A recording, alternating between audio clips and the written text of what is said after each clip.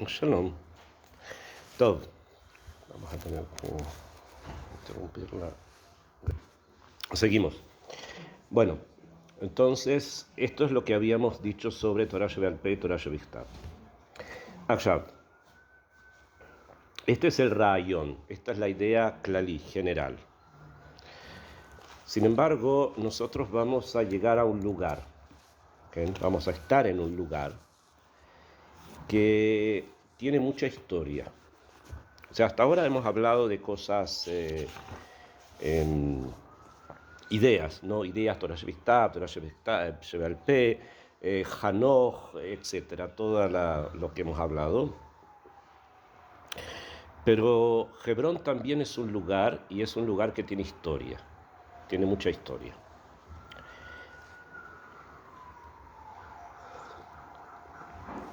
Y la historia de Hebrón y de la Marat HaMachpelah, donde vamos a ir, no la podemos desvincular, no la podemos separar de la historia de Eret Israel, de la tierra de Israel.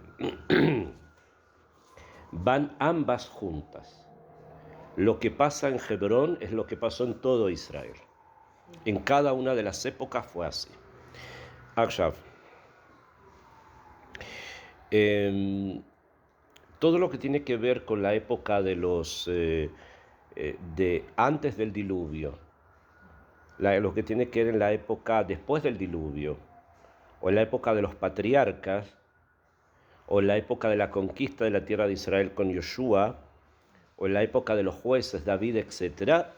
Todo eso, Bezrat Hashem, lo vamos a ver cuando estemos en Hebrón. Se los voy a enseñar cuando estemos allí. Cuando estemos en Hebrón, vamos a hacer revista porque dije, bueno, Hebrón es una idea, como ya estamos hablando, pero también es un lugar. Y algo pasó allí a nivel histórico. Entonces, todo lo que tiene que ver con lo que vamos a denominar periodo bíblico, o sea, del Tanaj, Bezrat Hashem lo vamos a estudiar cuando estemos en Hebrón.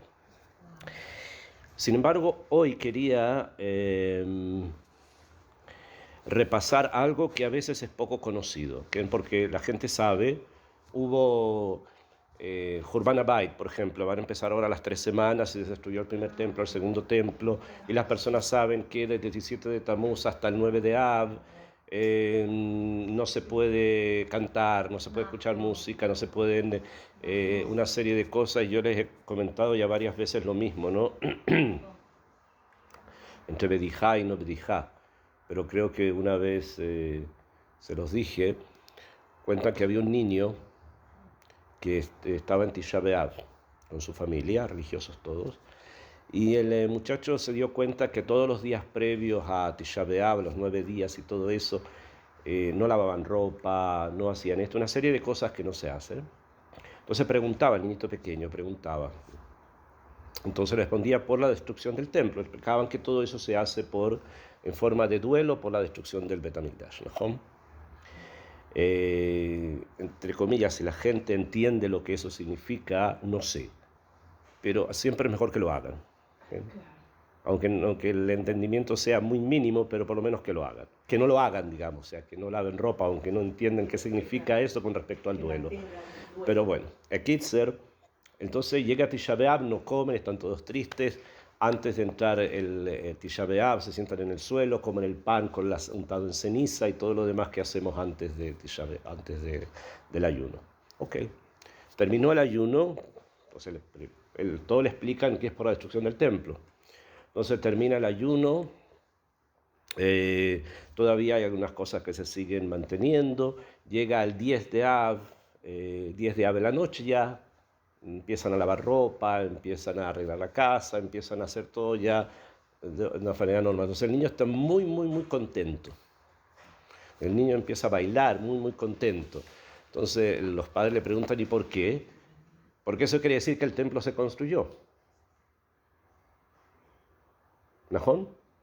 Si antes lo hacías porque el templo no se construyó, entonces quiere decir que lo que estás haciendo ahora es porque el templo sí se construyó. ¿Najón? Pero el templo no se construyó. Entonces, ¿por qué lavamos ropa? ¿Y por qué escuchamos música? ¿Y por qué nos casamos? ¿Y por qué estamos felices? después de Tisha B'Av si el templo no se construyó? Sigue destruido la Aleinu. Y hay una tifla y hay un edificio que es una basura encima del monte del templo todo el año, no solamente un día. Hoy día ¿saben qué? El edificio está ahí solamente en Tisha B'Av y después ya desaparece. No, pero el edificio ese está ahí todo el año. Entonces, ¿qué pasa? ¿Por qué no estamos en duelo todo el año? Behemet sí, hay quienes sí. Hay personas que sí. Por ejemplo, entre los ashkenazim y los sefaradim no tienen esa costumbre, pero entre los ashkenazim acostumbra que en Jerusalén no se tocan más de un kli neginá, un solo kli neginá, un solo instrumento musical. Un solo instrumento musical, nada más. Y en las fiestas o en las bodas tiene que haber un solo kli, un solo instrumento musical. Y creo que hay quien le permite dos. En bar mitzvah o en otro tipo de acontecimientos, nada de música, solo se canta. Nada de música, solo se canta. Si hay una boda, ¿qué se hace? Se rompe un vaso. ¿Quién? No el más barato, el más caro. ¿Quién? Cuando hay un compromiso, cuando se hace un compromiso, ¿qué se hace? ¿Qué se hace en recuerdo de que estamos tristes? En los compromisos. ¿Perdón? ¿Qué se hace? ¿Pero qué se hace? Eso al casamiento. En el compromiso, ¿qué se hace?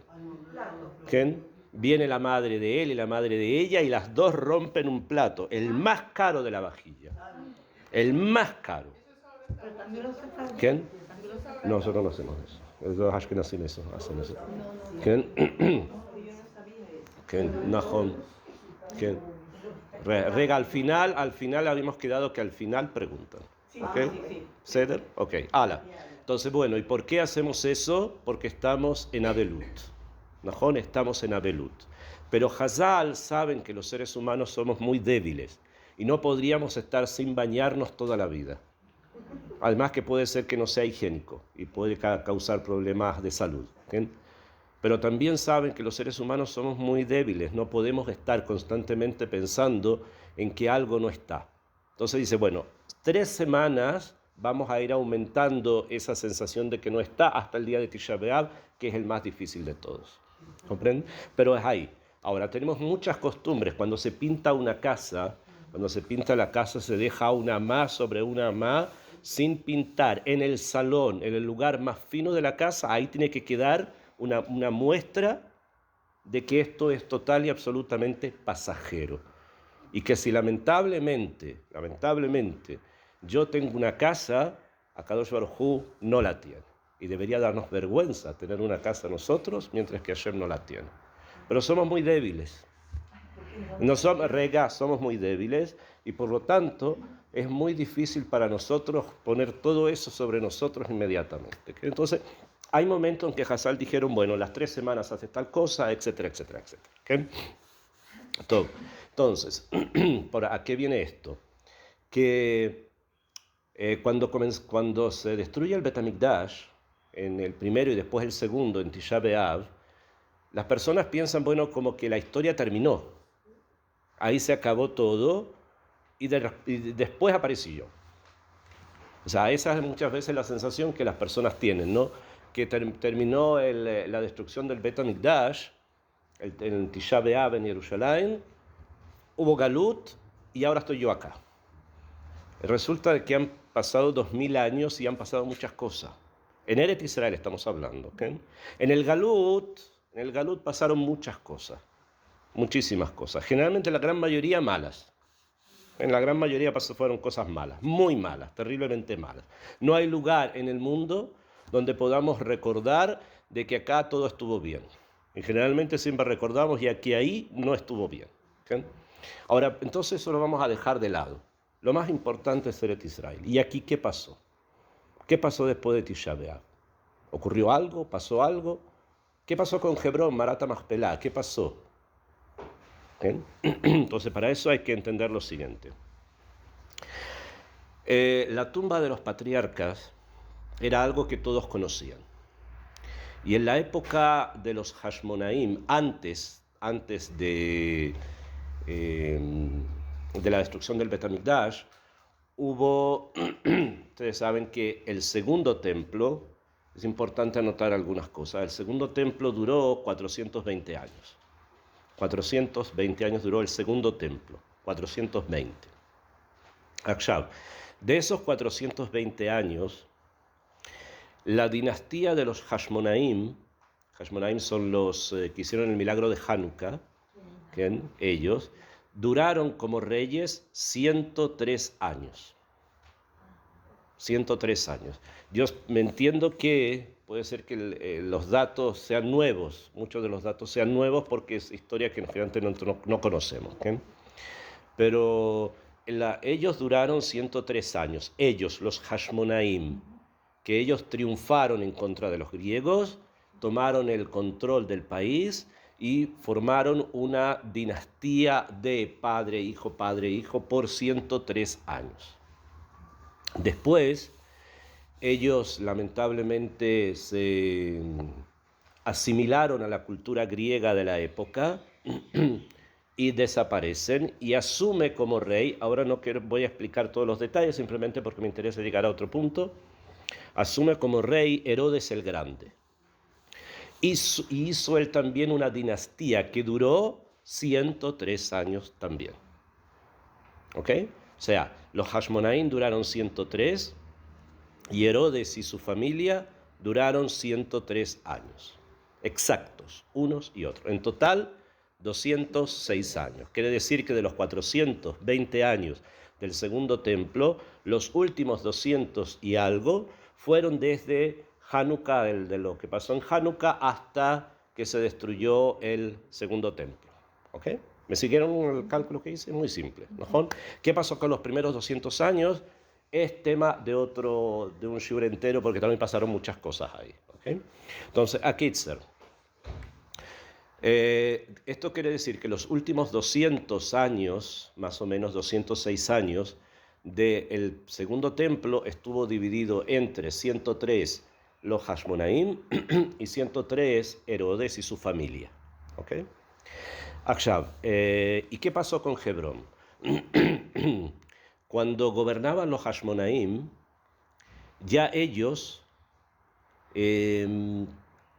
hicieron un mithan, hicieron una construcción alrededor de la Meharat HaMachpelah, de la entrada a la cueva. ¿También vivían ahí? No, los Hashmonaim vivían en Yerushalayim. Ellos eran Kohanim, vivían acá, pero ellos fueron los que comenzaron a construir algo ahí. Antes había una cueva nada más, o sea, la entrada a una cueva. Todos sabían que eso era el lugar donde estaba enterrado Adán y los patriarcas, pero no había nada más. Y ellos, que los Hashmonaim, en algún momento de su reinado, estos 103, construyeron como una especie de mithan, una especie de edificio pequeño a la entrada de la cueva. La entrada a la cueva es lo que nosotros vamos a ver en Hebrón, que es un hoyo que hay al lado de una pared. Ahí está la pared de la Meharat HaMachpelah y hacia el parque hay como una especie de agujero. Bueno, esa es la entrada. Akshav. Y así quedó, hasta que llegó Ordus. Ordus es Herodes el Grande. Él fue el que construyó el segundo Bet HaMikdash, terminó de engrandecerlo y hacerlo magnífico. Él construyó Metzadá, el Herodión, y construyó el edificio que hoy día conocemos como la Meharat HaMachpelah. Y además de eso, mató a todos los Jajamim. Así era Herodes. ¿Por qué? Hay una historia interesante que hay que conocerla. En la época de los Hashmonaim, antes que él fuera rey, porque él fue rey porque él se rebeló en contra de los Hashmonaim y los mató a todos a ellos también. A los Hashmonaim, a los que quedaban los mató, incluyendo a la esposa, a los hijos y a la suegra, que también era Hashmonite. La mujer se llamaba Miriam, era su esposa. Las 20 que tenía, no sé, tenía muchas, pero de Herodes. Akshav. Y antes que él fuera rey, él era como una especie de Ramatkal, como una especie de comandante en jefe del ejército. Y durante la época de los Hashmonaim hubo una revuelta en contra de los Hashmonaim, y los Hashmonaim mandaron a Herodes, a Ordus, para que pusiera orden. Pero él puso demasiado orden. Entonces, esto llegó a oídos del Sanedrín, y el Sanedrín lo llamó para juzgarlo. Lo llamó para juzgarlo. El que estaba entonces como Nasí del Sanedrín era Shemayá, un jajam que se llamaba Shemayá, del Pirkei Avot, aparece en el Pirkei Avot. Y se acerca, y vino, Ordus vino, pero vino con todos sus soldados. Con todos los soldados entró al Sanedrín, él con todos los soldados. Y estaba Shemayá, el Nasí, sentado acá con los 70 sabios que lo rodeaban en medio círculo, porque así se sentaban ellos. Y aparece Ordus en el Sanedrín, él con todos los soldados. Entonces Shemayá le dice: Amot, te vamos a juzgar, entonces levántate. Entonces Ordus le dice: Ad sheyagidu havereja. Ad sheyagidu havereja. Hasta que lo digan tus amigos. O sea, hasta que lo digan los otros sabios. Y Shemayá miró a la derecha, y todos los sabios estaban mirando hacia el suelo. Miró a la izquierda, y todos los sabios con la vista hacia abajo, ¿no? Shemayá dijo: Shalom. Dijo: Aten Baalei Machshavot. Baalei Machshavot Atem. Ustedes tienen muchos pensamientos. Dijo: ustedes tienen muchos pensamientos. Eso fue lo que Shemayá dijo. ¿Entendieron? ¿Qué quiere decir eso? ¿Qué quiere decir que ustedes tienen muchos pensamientos? Cada uno empezó a pensar: no, pero nosotros somos hermanos y nos costó tanto vivir juntos unos con otros. ¿Para qué lo vamos a juzgar? Vamos a poner un lío, mejor no, mejor que sí. Empezaron a hacer todo tipo de heshbonot, machshavot. Entonces Shemayá dijo: que venga el dueño de los pensamientos y los castigue. Y todos los sabios se murieron inmediatamente, cada uno se transformó en un gal atzamot, en un grupo de huesos. Así dice la Gemara.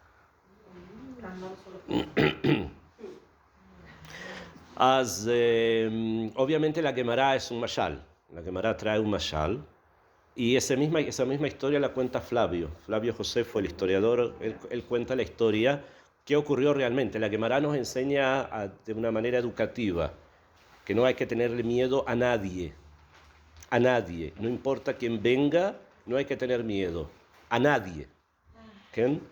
Porque si tú empiezas a tener miedo y lo ocultas con pensamientos de que tal vez acá, que tal vez allá, que tal vez esto, que el otro, el de acá, y hay que ser politically correct y qué sé yo, y todo tipo de cosas, va a venir el dueño de todos los pensamientos y él es el que te va a juzgar. Entonces cuenta Flavio qué es lo que pasó realmente en la realidad. Le dije: la Gemara trae para enseñarnos algo, ¿no? Por eso es metafórico. Flavio cuenta de que lo trajeron a juicio a Herodes, y cuando todavía no era rey. Y le dijeron que lo querían juzgar porque había hecho algo demasiado cruel para, controlar a esta gente en ese lugar donde había ido. Los había matado a todos, en pueblos y pueblos y pueblos. Entonces vino al juicio, y no lo el resto de los sabios no quisieron juzgarlo por pensamientos. ¿Okay?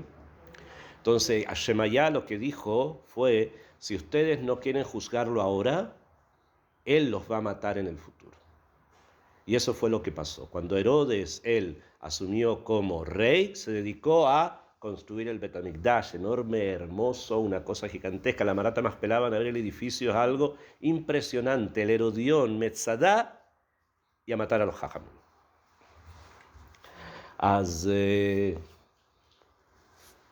Es la megalomanía de las personas puede incluir dentro de sí una gran belleza y una gran omanut como él era. Él no era arquitecto, pero se trajo a todos los mejores arquitectos de Roma para construir las cosas más espectaculares que hubo. El Bet HaMikdash en Jerusalén fue el edificio más hermoso del mundo en la época. No había templo que fuese además tan grande como él lo quiso hacer. Y los patios y todo, fue una cosa, pero espectacular. Una cosa que no había nada en el mundo que fuese así.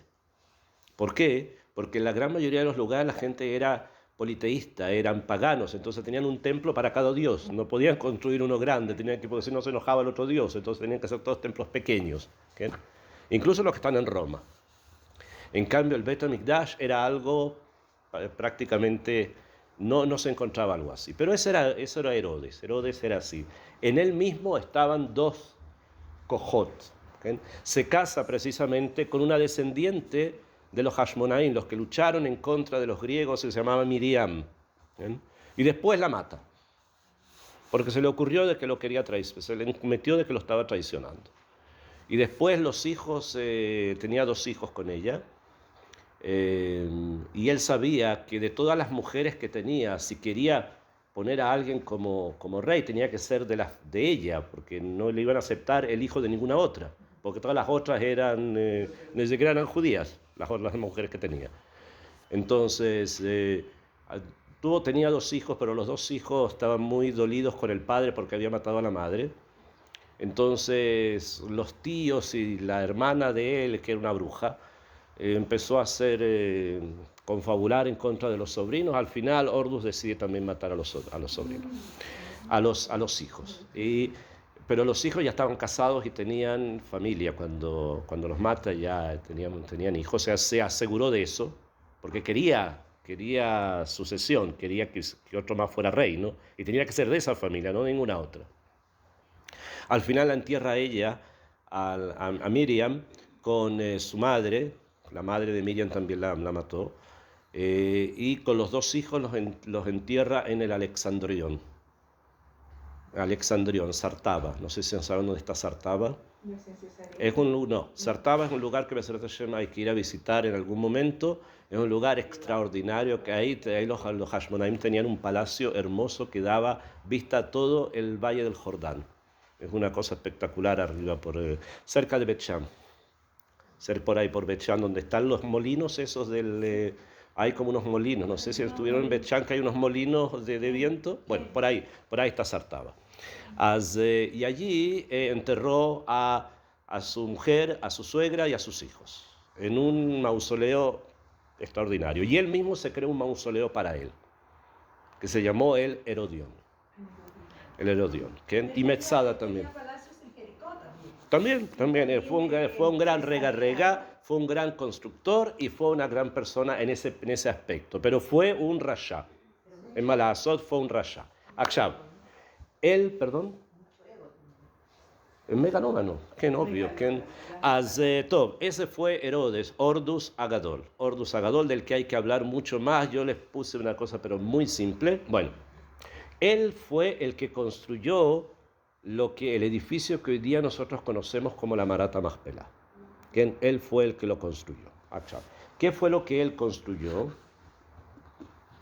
Nosotros lo vamos a ver directamente allá, pero simplemente para que ustedes lo vean. Él construyó esto que está en negro. Eso que se ve así en negro, el rectángulo ese, esto es la Marat HaMachpelah, que construyó Ordus. Eso es. ¿Okay?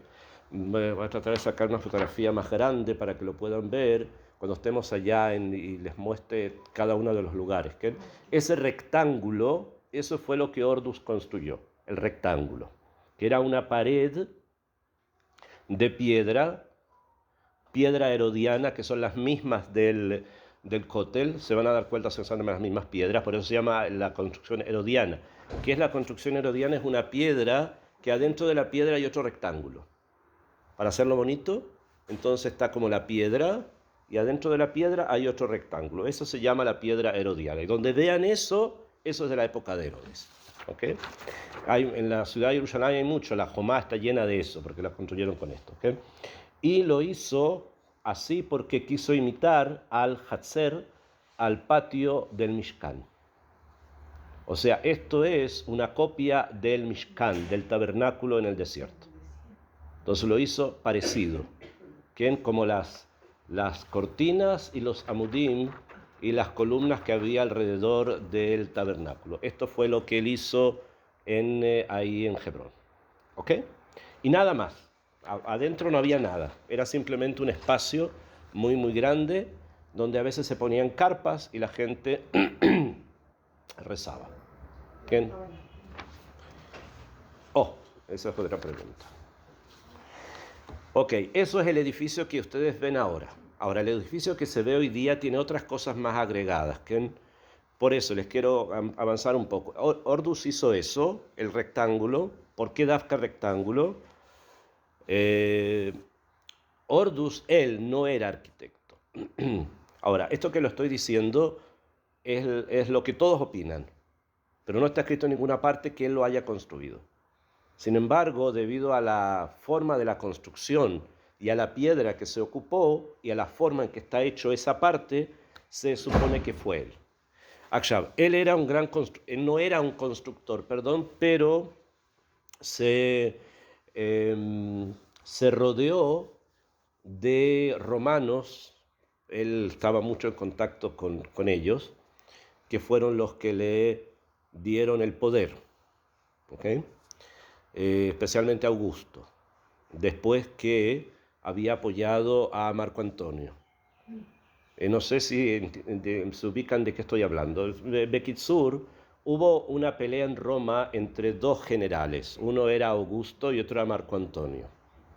Y Herodes en Jerusalén, cuando él ya era rey aquí, apoyó a Marco Antonio, al que perdió. Apoyó a Marco Antonio y a Cleopatra, a los dos los apoyó él. Y ellos fueron los que perdieron. Entonces, como ellos fueron los que perdieron, ahora Herodes estaba en un problema con Augusto. ¿Qué hizo muy inteligentemente? Fue a ver a Augusto a Chipre, llegó delante de Augusto, que ya controlaba todo el imperio. Marco Antonio se suicidó, ustedes ya saben. Cleopatra no se suicidó, sino que quiso seducir a Augusto, pero Augusto no fue seducido por ella. Entonces, cuando se dio cuenta de que no, por ahí no iba, entonces decidió que unas serpientes la mataran, etc. Ok, eso es la historia de ellos. Esto obviamente fue un trastorno muy grande para Ordus, porque Ordus los había apoyado. E incluso habían barcos en Eilat, en Eilat habían barcos que era una flota entera que Ordus le había entregado a Marco Antonio y Cleopatra para que en el momento que tuvieran problemas se pudieran escapar a la India. Y ella se pensó escapar a la India. Ella, Cleopatra, se quería escapar a la India, pero ahí se dio cuenta Ordus de que no le convenía ayudarla tanto, entonces le quemó todos los barcos. Entonces ella ya no se pudo escapar. Entonces ahí fue donde ella se suicida finalmente. Bueno, él era así, ¿no? O sea, manejaba las cosas de esa forma. Entonces va a Chipre y ahora está Belladó a la Tachtoná, como se dice en hebreo, está como perdedor. Entonces se acerca, entra, Augusto lo recibe. Augusto está pensando cómo lo mata, o le corta la cabeza, o lo mata de hambre, pensando cómo lo mata. Se acerca a Ordus donde Augusto, se sacó la corona que tenía encima, se la puso a los pies de Augusto y le dijo: puedes confiar en mí porque yo soy amigo de mis amigos. Y así como fui amigo de Antonio, también puedo ser amigo tuyo. Así le dijo. Y Augusto le creyó. O no tuvo otra posibilidad, no tenía nadie más, probablemente. Necesitaba a alguien de confianza y sabía que Ordus, si se le daban las condiciones, Ordus iba a ser de mucha confianza. Entonces sí, le devolvió la corona y le dijo: tú vas a ser el rey de Judea. Así llamaban los romanos a este lugar, Judea. No lo llamaban Palestina como la gente piensa, que lo llamaban Judea. Entonces él lo corona como rey de Judea, y después está el Sipur con su esposa, los hijos, mata a la esposa, a los hijos, queda solamente un nieto, que es el que lo el que sigue después de Ordus es un nieto de él, ¿okay? De la familia, por lado materno, de la familia de los Hashmonaim, y este nieto se llamó Agripas. Agripas Arishon, que fue un tzadik. Y por eso una calle de Jerusalén se llama su nombre, la calle Agripas. El nombre de Agripas, Arishon, el primero. Él era un tzadik, meahus tzadik. ¿Okay? Herodes Agripas entonces era el nieto de Herodes. ¿Quién? Nahon, el nieto por parte de Miriam, de parte de Miriam. ¿Quién? No, sí, Herodes también, en cierto sentido también, ¿quién? Pero bueno, hay ni con él. Pero de todas maneras los hijos sí, porque si no, no se lo iban a aceptar. O sea, él sabía que tenía que dejar que los Yehudim en ese momento manejaran las cosas como la halajá lo dice. Entonces no le iban a aceptar que pusieran de rey a, que no sé, el hijo de quién sabe quién. Entonces, ¿quién? Quedó Agripas, y Agripas reinó por unos 20 y tantos años, tzadik, hacía todo lo que los jajamín le decían. ¿Okay? Todo lo que los jajamín le decían. Fue Agripas Arishon, para nosotros un gran héroe, un gran personaje, una persona, como les dije, tiene un nombre también en Jerusalén, y para la historia oficial lo consideran un asesino, porque él fue el que mató a Juan el Bautista y otros cristianos más en la época. Él fue la época de él. Él fue el Herodes de que hablan ahí, que lo odian al que lo odian en el Nahor. Entonces él fue Agripas Arishon. ¿Perdón? Herodes. Lo llaman Herodes, pero se confunden porque no es Herodes el Grande. Herodes el Grande murió mucho antes. Él era su nieto. Y también se llama Herodes Agripas. Por eso lo llaman así. Bueno, él es Agripas Arishon. ¿Qué pasó en ese momento? La Marata Machpelah, el rectángulo que vimos. ¿Por qué rectángulo? Entonces lo tengo que explicar. Herodes vivía mucho, él y también Agripas Arishon, que fue muy amigo de Merjaot, Fulot, Mejupalot, fue muy amigo de Calígula. Ahí fue incluso su maestro. O sea, estaban interesados los césares en que Calígula tuviera en la época, tuvieran un maestro yehudí que fuese una persona que noble, etc. Y Dafka agarraron al nieto de Herodes y lo conocía. Entonces, a pesar de todo lo que pasó con Calígula y de la fama que supuestamente tiene, nunca hizo absolutamente nada en contra de los judíos. Incluso una vez hubo una conspiración para que pusieran un ídolo en el templo o algo así, y Agripas fue a hablar con Calígula. Calígula dijo, no se hace nada, ustedes siguen haciendo las cosas que ustedes quieren hacer. ¿Bien? Lo que pasa es que en el mundo las cosas las dan vuelta, entonces todos los que son buenos para nosotros generalmente son malos para ellos. Entonces, Akitzer, él tenía contacto con los romanos, y de los romanos recibe los arquitectos. Y en ese momento, Herodes, ¿no? El Grande, el arquitecto más importante que había en Roma en esa época se llamaba Vitruvio. Ahora, seguramente ustedes deben haber escuchado el hombre de Vitruvio que dibujó Da Vinci, que dentro de un círculo hay un hombre así con las manos y las piernas abiertas.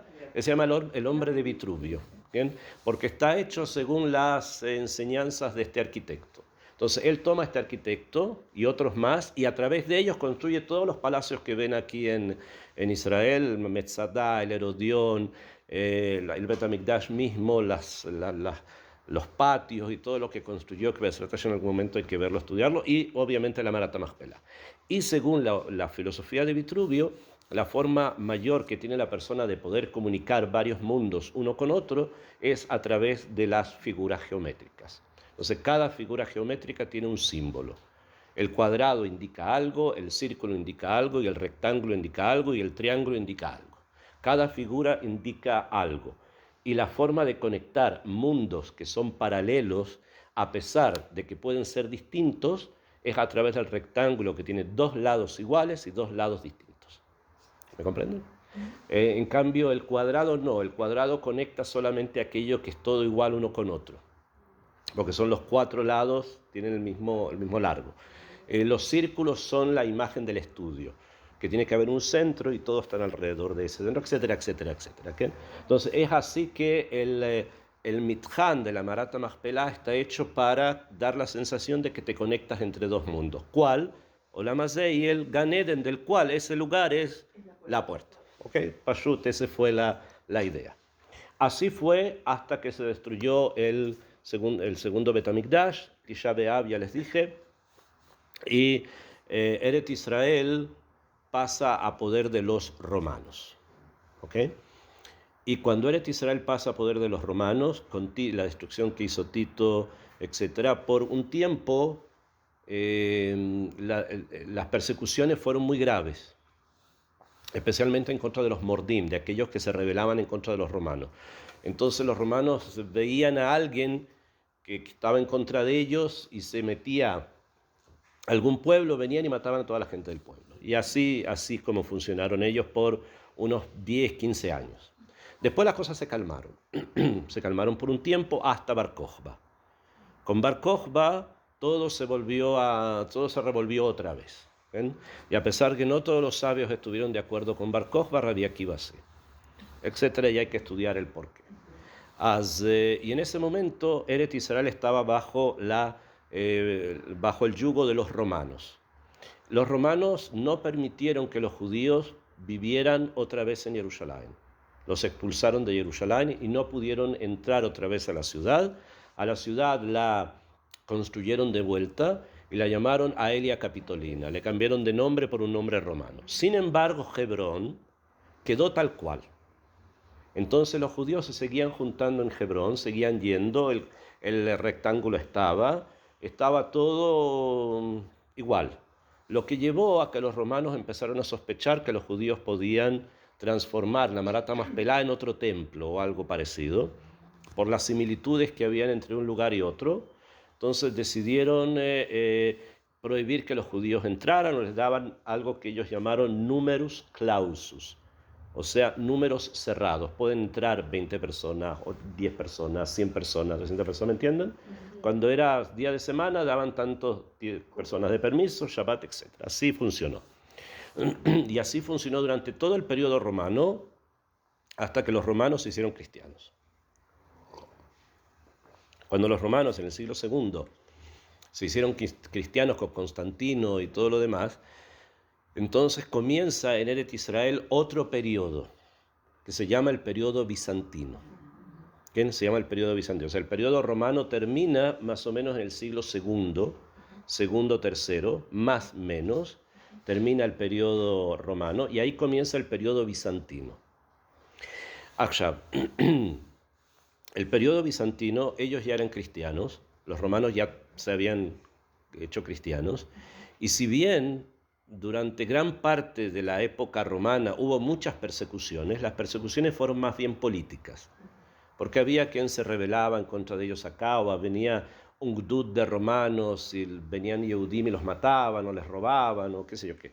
Entonces se hacía todo un balagán como de guerrillas, había muchas guerrillas. Cuando suben los romanos ahora como cristianos bizantinos, las persecuciones ahora fueron de otra índole. Fueron persecuciones de tipo religiosas. Fue tanta la persecución y tanta la falta de paciencia de los cristianos de que hubiesen judíos en Eret Israel, que la gran mayoría de los judíos se fueron de Eret Israel en ese momento. Fue en ese momento en que los judíos emigran a Alejandría, a España, a Italia o la gran mayoría a Babilonia, que en Babel, donde estaban todas las yeshivot y se va a escribir después el Talmud Babli, se fueron precisamente en esa época. O sea, buscaban un lugar donde los bizantinos no tuviesen poder. ¿Bien? Ahora, esto pasó acá, pero en Roma no hubo prácticamente problemas con los judíos. Durante mucho tiempo no hubo problemas. Y en Egipto hubo una comunidad, pero al final tampoco no sobrevivió a los bizantinos. Y en ese momento, cuando se van los Yehudim de acá, entonces los bizantinos agarran la Marat HaMachpelah, la toman y la transforman, construyen una basílica adentro. Que también les voy a mostrar dónde está el techo, porque ahora la la Marat Machpelah está en un lugar, está techado, en un lugar está abierto, después vuelto a techar. ¿Okay? Entonces, en un lugar, que es el que da, la Marat Machpelah no está construida según los kibunim de la tierra, sino que está construida de una manera distinta, como en contra de las agujas del reloj, como que va hacia acá y no hacia allá. Entonces hay que verlo también eso ahí. Y ellos construyen una basílica, que es en la parte donde está el parque, más o menos ahí se ve como que levantan el edificio un poco y construyen una iglesia arriba. ¿Okay? Esos son los bizantinos. Sin embargo, y a pesar de eso, permiten que los judíos sigan rezando adentro del Mitjan, o sea, dentro del rectángulo este. Todavía siguieron permitiéndolo y había ahí un Betacneset, porque pensaban que a lo mejor podían convencerlos de que pasaran a la basílica en vez de... No sé qué pensaron, y estuvo ahí funcionando el Betacneset por algún tiempo. En el siglo VI llegan los musulmanes, y Eretz Israel se transforma de bizantina en musulmán. Llegaron los musulmanes en el siglo VI, y todo cambió, el sexto, y ahí cambió todo. Obviamente tomaron la Marat Machpelah los musulmanes, porque ellos creen que está ahí, etcétera, etcétera, y transforman la basílica en una mezquita. Transformaron la basílica en una mezquita. Y, perdón, los bizantinos tuvieron del siglo III hasta el siglo VI, más o menos, como 300 años y algo. Después vienen los musulmanes, transforman el edificio ese en una mezquita y ponen 4 minaretes en cada punta ponen un minarete. ¿Sabes lo que es el minarete? Esa torre donde el muazzin llama. Bueno, ponen 4. Hoy día de esos quedan solo 2, los otros 2 se cayeron. Y los vamos a ver, yo se los voy a mostrar los que van quedando. Y en ese momento los musulmanes construyen algo que se llama el castillo. Construyeron algo que los historiadores, arqueólogos y esto hasta el día de hoy no están todavía convencidos qué es lo que es. Pero ellos construyeron algo que se llama el castillo, que es Kalal se dice en árabe, Kalal. Y en castellano significa el castillo, que está construido justo por el lado del Mitjan, o sea, del rectángulo este hacia adentro, de donde está el agujero afuera, la entrada a la grupa. Ahí construyeron algo que se llama el Kalal, el castillo, y ellos dicen que ahí está enterrado Yosef Atzadik. Pero nosotros sabemos que ahí no está enterrado Yosef, sino que ahí está enterrada la cabeza de Esav. ¿Por qué llegaron a una confusión así? Eso yo no sé. Pero ellos, los musulmanes, opinan que hay un lugar donde está enterrado Yosef Atzadik. Nosotros sabemos que Yosef Atzadik está enterrado en Shechem. Y lo que está allí es la cabeza de Esav. Cuando estemos ahí, yo les voy a mostrar cuál es el castillo y qué lugar del que estamos hablando. Akshav, ¿qué pasó después? En el año 1000, llegan los cruzados. Godofredo de Bouillon, que era de Troyes, la misma ciudad donde vivía Rashi, en el mismo año en que vivía Rashi, y le compraba el vino a Rashi. Se llamaba Godofredo de Bouillon. Era un carnicero. Pero con la comunidad ya se llevaba bien. Por lo menos con Rashi y las demás personas. ¿Sabes dónde está Troyes? En Francia, queda en el norte.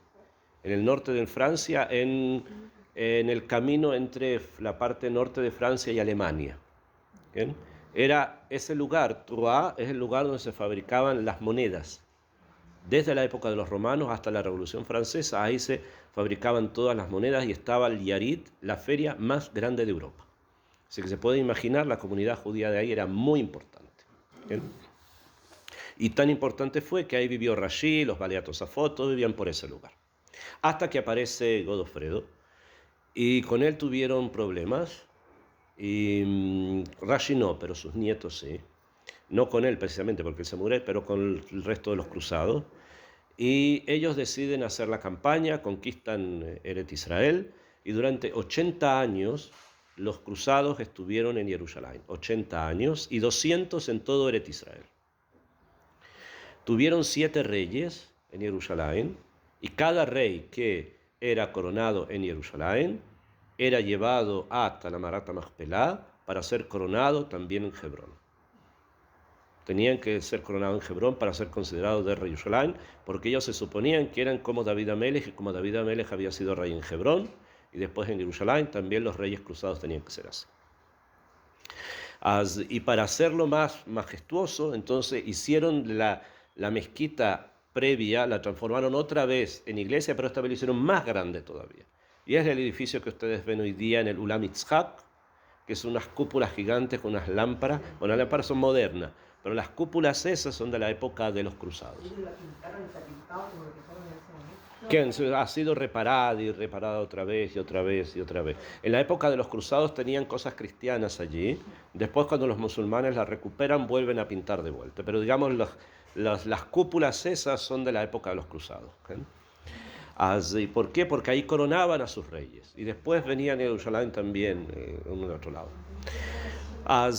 Los cruzados terminan, el último rey cruzado fue Balduino, no dice nada porque todos se llamaban Balduino, 1, 2, 3, 4, todos tenían el mismo nombre. El último en reinar se llamó Balduino IV, Balduino, ¿okay?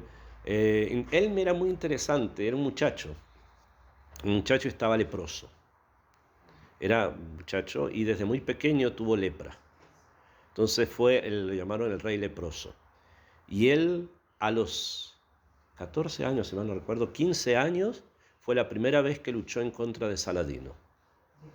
De Saladino. Saladino fue el que finalmente destruye a los cruzados en Eret Israel y quedan después los musulmanes otra vez.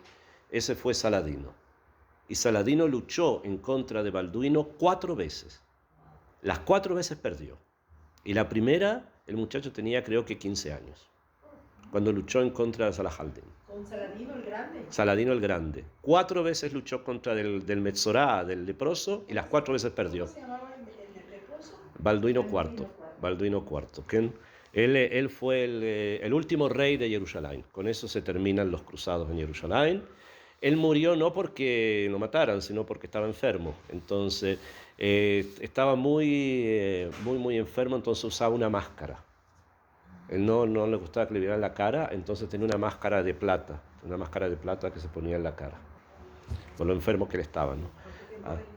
Él no mucho, había subido cuando tenía 15 y debe haber muerto a los 27, 28, por ahí, si mal no recuerdo.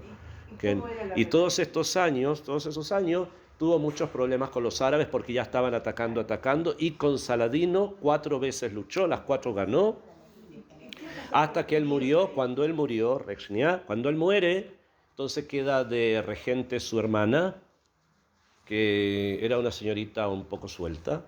Entonces, los diferentes señores que la cortejaban no supieron estar a la altura de nada, y Saladino los venció a caja.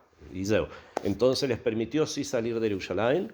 Hicieron un acuerdo con él y dijo: sí, se pueden ir y pueden llevarse a su reina también.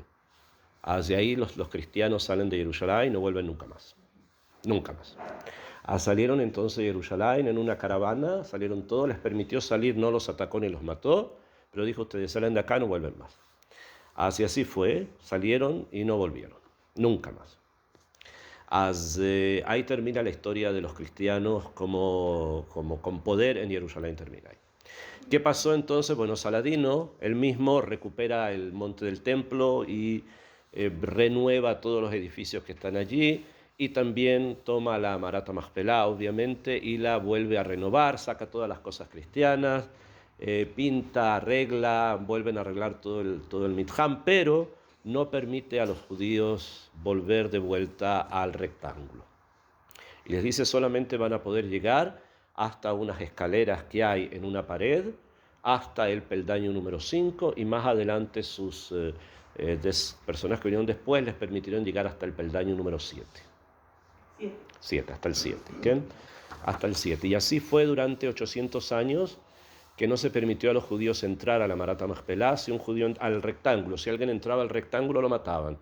Entonces les permitían llegar solamente hasta el peldaño número 7, finalmente, que hay un agujero, que de ese agujero ahí se ve ahí no se ve nada, pero digamos, Supuestamente de ahí hay una entrada a la cueva por debajo, unos escalones y hay un pasillo. Pero no podía Pero no, nadie pudo entrar. Muchas personas estuvieron visitando el Mitham desde ahí en adelante. En la época de los cruzados, que todavía había posibilidad de entrar, al final de la época de los cruzados vino Maimónides y él estuvo y entró al rectángulo. También Benjamín de Tudela también estuvo, de los viajeros judíos. en la época de los cruzados. Eso sí, al final ya, casi al final, sí, al final. Y finalmente también Rabeno Obadiah de Bartenura también estuvo. De los sabios judíos vinieron en esa época, en la época en que los cristianos estaban todavía con algún mínimo poder, ¿okay?, en el lugar. Después ya los musulmanes prohibieron la entrada de los judíos solamente hasta el peldaño número 7. Y así ocurrió. Después vinieron los otomanos, los turcos, tomaron el lugar, no permitieron a los judíos entrar. Se volvió a prohibir a los judíos entrar en la época de los otomanos. Después tomaron los ingleses en 1917 y tampoco permitieron a los judíos entrar al rectángulo para no molestar a los musulmanes. Hasta que el 8 de junio de 1967, en la Guerra de los 6 días, el ejército israelí avanzó por el sector y Hebrón, la gran parte de Hebrón los árabes escaparon, gran parte de Hebrón se habían escapado, no estaban. Y la historia cuenta, ese día fue jueves de la Parashat Naso, el día 44 del Omer, fue 29 de Iyar. 29 de Iyar. Iyar es un mes que tiene 29 días, o sea que al día siguiente era Rosh Chodesh. 6 días antes de Matan Torah, de Shavuot. El rab del ejército que había en ese momento dirigiendo a los soldados en el lugar se llamaba Rab Shlomo Goren, y él llegó hasta la Marata Machpelah y las puertas estaban cerradas. Todavía los árabes habían cerrado todo, entonces con las armas trataron de romper las puertas, pero no pudieron. El mismo que llegó al cote. ¿Quién lo cote? No, entonces, ¿qué hizo? Él puso como unas cadenas o algo así a las puertas, a un jeep, y con eso abrieron las puertas y pudieron entrar por primera vez en 800 años. Un judío 800 años prácticamente, que un judío entraba hasta la Marata Machpelah. Y ahí ya pudieron entrar no solamente a la parte de arriba, que la parte de arriba es interesante, pero lo importante es abajo, ¿okay? Cuando estaba allí, estaba rezando, entonces llegó el Cadi encargado de Hebrón para presentar la rendición de la ciudad. Entonces el rab le dijo, no, acá no se habla de eso, eso solo se hace afuera, no se hace en un lugar santo hablar de eso. La rendición.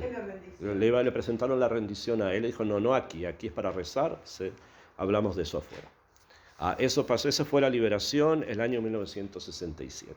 Ha habido muchos problemas desde entonces hasta ahora, cosas ya más actuales en la historia, ¿no?, que han hecho que lamentablemente el rectángulo esté separado ahora en dos secciones. Una sección que es el Ulam de Yitzhak, que está prohibido a los judíos casi todo el año, excepto se abren 2 oportunidades, y el resto del rectángulo, que es el lugar donde primitivamente estaban las Betacneset, o había un Betacneset ahí en algún momento, ese está permitido a nosotros, que es donde está el Ziún, donde está como una especie de sarcófago de Abraham y de Sara, de Jacob y de Lea. Eso está hoy día permitido. Bezrat Hashem, cuando lleguemos a Hebrón, les voy a decir dónde exactamente están las tumbas de los patriarcas. No están en esos lugares que ellos muestran. Esas son cosas que pusieron los árabes de tiempo atrás, no tiene absolutamente nada que ver con el lugar específico donde están las tumbas, ¿ok? Que eso, Bezrat Hashem, lo vamos a tener que ver en el lugar. Yo pensaba que era la ¿Okay? base de ahí. Regashnia, ¿quién? Pregunta, sí. ¿Qué pensaba que era Esas tumbas que se ven. No, los sarcófagos, eso no son nada. No, eso no es, ahí es otro lugar por donde están. Es simplemente eso lo pusieron los árabes como recuerdo de que ahí están estas 3 parejas, pero no es que estén ellos ahí, adentro de esa tumba. ¿Quién? ¿Preguntas?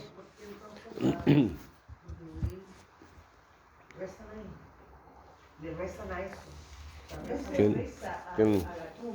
No, ¿por qué? No, tú preguntas por qué entonces hay personas que van y se ponen delante del... puede ser que no, uno puede ser que no sepan. Yo estuve ahí en ¿cómo se llama? En el UL. Sí. Y en la Slipot. Uh-huh. Era impresionante la cantidad de gente que había. Lo que pasa es que como es un tziun quiere decir como un lugar de... es el lugar como que recuerda a Abraham, que recuerda a Jacob, que son los que vamos a ver, ¿sí? Pero no quiere decir que ellos están ahí. Están en otro lugar, donde está Abraham, donde está el sarcófago de Abraham. En ese lugar, abajo, es donde están todos. Están en forma triangular, una cosa así. En empezar a nos vamos a ver. En ese momento cuando yo fui era como grupos en que no estaba abierto el Ulam Yitzhak. No me acuerdo, Sí, pero había grupos diferentes, no era como que todo el Ulam estaba junto. Pero ¿sabe